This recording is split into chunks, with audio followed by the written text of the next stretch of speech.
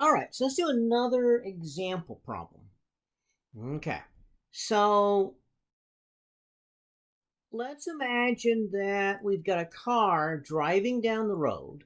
Okay, so we have a car, it's driving down the road, and let's say it's driving at 45.7 miles per hour.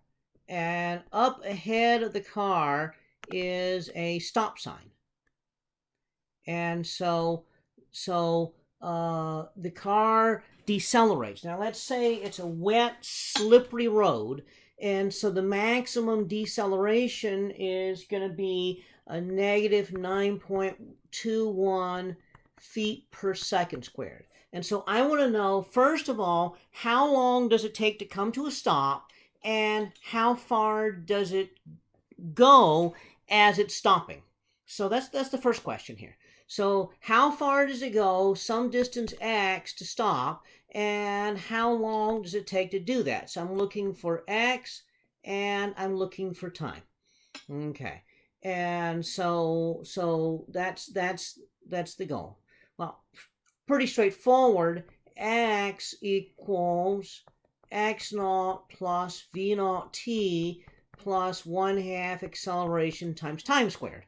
So, well, gosh, if we get the time, we've got this. Okay, so time. Okay, how do we get that? Well, we have another equation. V equals v naught plus at. Okay, so the final velocity is 0. So that means we just do algebra on this, and we find that the t equals minus v naught over a.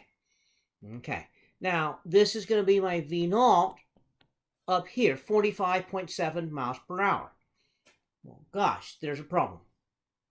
Because what we're going to have here is miles per hour divided by feet per second squared. Okay, so the units do not mesh. So we're going to have to do a unit conversion. Okay, so we stop and we think, well, we've got a car driving at so many miles per hour. It's stopping. How far does it go? And we say, well, what's reasonable time for it to stop? And so you stop and you think about this reasonable time to stop. And you say, well, gosh, I think seconds to stop.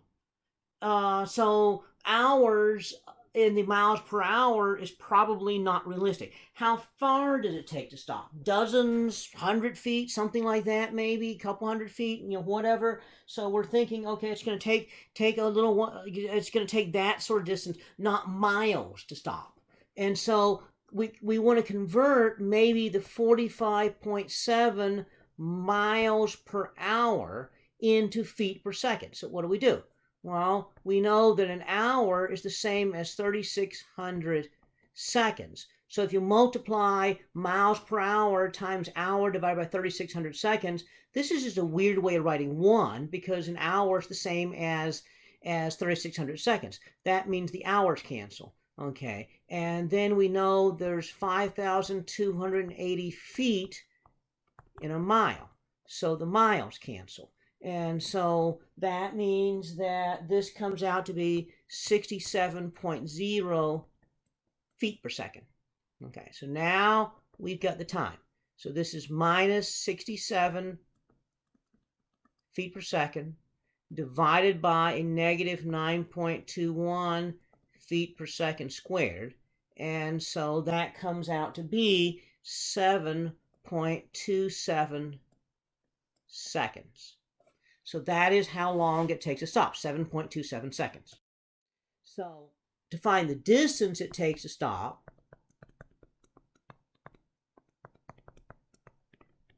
I can just plug in the numbers. Again, x naught is 0, so x is going to be 67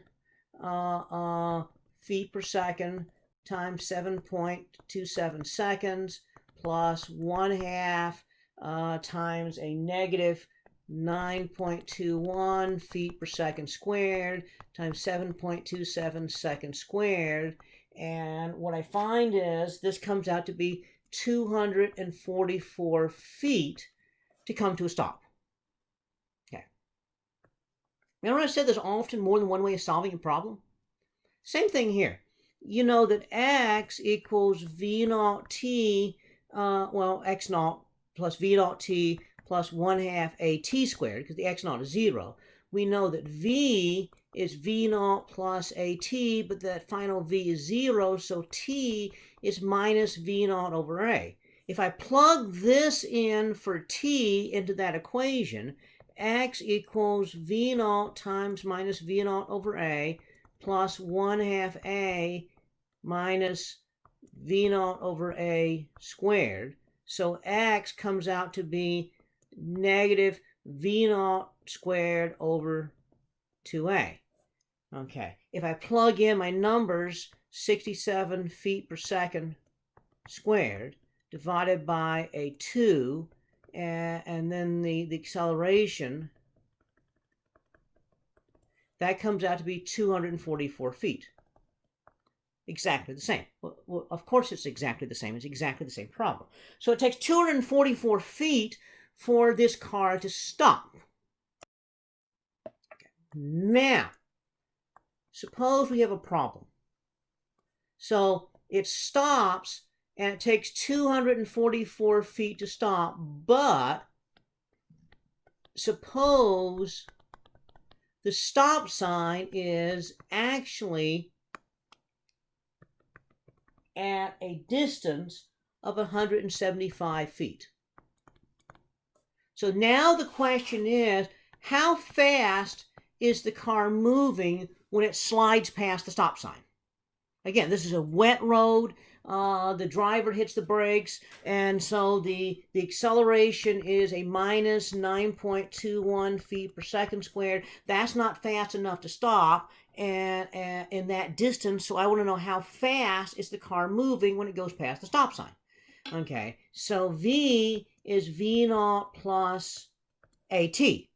Okay, so now V naught is still going to be the same speed, so 67 feet per second. But the problem is we don't know what t is because it's not the same time as before. Okay, so now the problem here is that the stop sign is 175 feet, and so we need to find out how long it takes to reach the stop sign.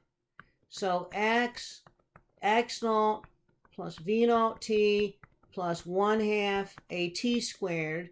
So 1/2 at squared plus v naught t minus x equals 0. Okay. So that's going to be the problem here. Okay. So quadratic equation. Okay. So t equals minus v naught plus or minus the square root of v naught squared plus 2ax divided by a, after you do a little bit of algebra. Okay. So now we plug in our numbers. Okay. So when we plug in our numbers, we know that v naught is still 67 feet per second. We know a is minus 9.21 feet per second squared. We know that now x is 175 feet. So if I plug in those numbers to that quadratic equation to find t, I get two answers, 3.41 seconds or 11.1 seconds. Now, only one of those is right. Now, in a previous example we did, we had both a positive and a negative number. We knew it was not the negative number. So now we want to find which one of these numbers is the correct number. Got to be that one. Why is it got to be that one? Well, because we already found out that it takes over 7 seconds to come to a complete stop. So that means this number is less than that. So that's passing the stop sign. This other number is what we call a non-physical number because that actually comes after stopping. Now, the equation doesn't know that when you stop, you stay stopped and you don't keep accelerating backwards and pass the stop sign again. Okay, so that's why that number's there, but it's a non-physical. So you have to be smart enough to understand that the 3.41 seconds is the correct number. So now we can plug that into the velocity, v naught plus at. So that's going to be the 67 feet per second plus a negative 9.21 feet per second squared times the 3.41 seconds. Okay, and so that comes out to be 35.6 feet per second. If you wanted to do the unit conversions, you can convert that into 24.3 miles per hour. Okay. Now, students always ask at this point, well, which is the one that I want for the test? And the answer is either one, because they are really the same thing. You can give me the answer in feet per second, or miles per hour, or kilometers per hour, or meters per second, as long as your answer is correct in whatever units you put it in, then I'm happy with it. I'm not going to say you have to do it a one particular way. I am saying you have to get the right answer in whatever units you pick. For this problem, I chose to keep it in feet per second. Okay, but you don't have to. And I'm smart enough to be able to make unit conversions, so I can check your answer in all the different possible units.